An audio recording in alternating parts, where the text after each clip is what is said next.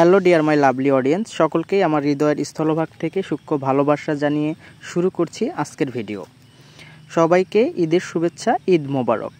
আমি আজকে লেবুর উপকারী দিক নিয়েই কথা বলব। লেবুর মধ্যে সাইট্রিক অ্যাসিড এবং ভিটামিন সি থাকে, যা আমাদের শরীরের জন্য অত্যন্ত উপকারী। কুরবানি ঈদে পর্যাপ্ত পরিমাণ মাংস গ্রহণ করছেন যারা, তাদের জন্য আজকের এই ভিডিওটি অত্যন্ত গুরুত্বপূর্ণ।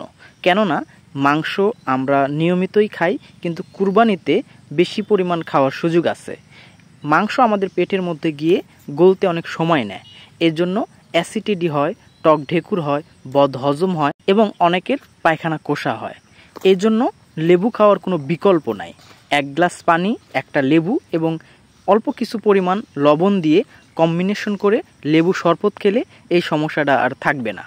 তাহলে আজকে এই পর্যন্তই, আবারও দেখা হবে নতুন কোনো টপিকে, নতুন কোনো ভিডিওতে। ততক্ষণ সবাই ভালো থাকবেন এবং চ্যানেলটি সাবস্ক্রাইব করে পাশেই থাকবেন। আসসালামু আলাইকুম।